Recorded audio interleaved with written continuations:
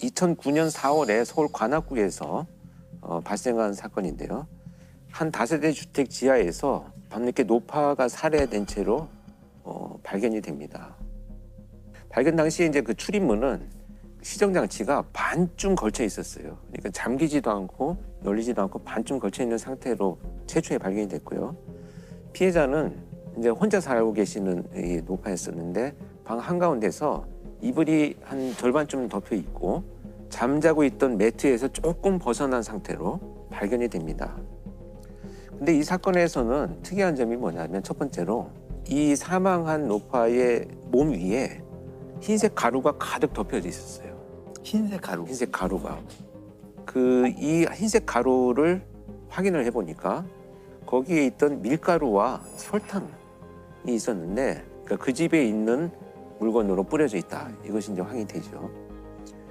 그 다음에 이제 그 침입을 하거나 도주를 했다면 당연히 나타나야 될 족 흔적이 나타나지가 않았습니다. 그래서 굉장히 좀 특이하죠. 그 다음에 이제 싱크대 위를 보니까 그 집에 쓰던 부엌칼이 하나 놓여 있었는데 깨끗하게 닦여져 있었어요. 그것을 수거해서 그 과학수사위원들이 확인을 해보니까 피해자의 DNA가 확보가 됩니다. 네. 그것이 범행 도구인 거죠. 그러니까 나름대로 뭔가 증거인멸을 하기 위한 노력들을 많이 했는데 그러다 보니 오히려 많은 행동의 특징들, 사실 증거 흔적들을 많이 흘려놓고 간 상황이거든요. 그런데 이제 특히 여기서 이상한 행동 중에 하나는 범죄 현장의 범행 도구를 가져가거나 인멸을 했었어야 되는데 깨끗이 닦아서 마치 아무 일도 없었듯이 놓고 간 점. 그리고 그 밀가루랑 설탕이 그 집에 있는 싱크대 밑에 우리가 이제 그 수납하는 장이 있잖아요.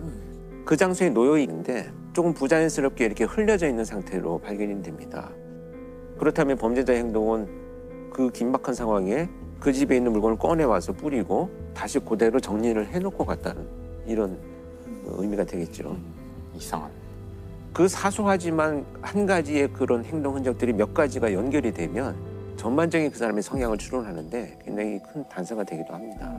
그래서 이런 것이 종합적으로 봤을 때는 습관적으로 갖고 있는 정리정돈을 하는 행동 특성인데 사실 이게 좀 어떤 측면에서 보면 그거 하나 가지고 범죄자의 성향을 추론하느냐라고 하겠지만 순간적으로 긴장 상태에서 일어나는 어떤 행동들은 그 사람이 평상시 갖고 있는 습관들을 굉장히 많이 보여주는 단서가 되기도 하거든요. 그러니까 보통 긴장했을 때 무의식 속에서 몸에 밴 행동이 나온다는 거죠. 그래서 이 정리하고 간 행동들 이런 것들을 보면 상당히 좀 강박적인 성향을 갖고 있을 것이다. 이 강박적인 성향의 이제 기제는 불안이거든요. 불안도가 높다는 거예요. 그리고 보통 피해자의 집에 대한 피해자의 정보가 없다면 범죄자들은 굉장히 서둘러요. 그렇죠. 근데 이렇게 차근차근 인멸하고 제자리에 자기 습성을 드러낼 정도 되면 더 이상 이 장소에는 누군가 이 시간대에 오지 않을 것이다라고 하는 정보를 알고 있다. 이런 이제 한 계단 한 계단씩 올라가는 이제 단서가 되기도 하죠. 그런데 이제 여기서 굉장히 중요한 것은 뭐냐면 바로 앞에 할머니 이 노파의 가방이 놓여 있었어요. 근데 이 가방 위에 흰 가루가 묻어 있습니다. 자, 그렇다면 이제 시간 순서가 우리 이제 배열이 되죠. 살인이 일어나고 그것을 은폐하기 위해서 밀가루가 뿌려지고 가방을 만졌다는데 그러면 몰래 가방에 있는 금품을 훔쳐가려고 하다가 깨어난 피해자를 살해했을 가능성이 이제 높다는 거예요. 결국은 이제 이 범행의 가장 큰 동기는 이제 금품 절취 또는 이제 강취의 목적을 갖고 있었다. 근데 혼란을 가져왔던 것 중에 하나는 부검을 해봤더니 시신에 무려 37군데가 찔리고 베인 상처들이 37군데. 나타납니다. 그런데 이제 피해자의 어떤 상태를 보면 일어나서 저항하거나 이런 흔적이 없어요.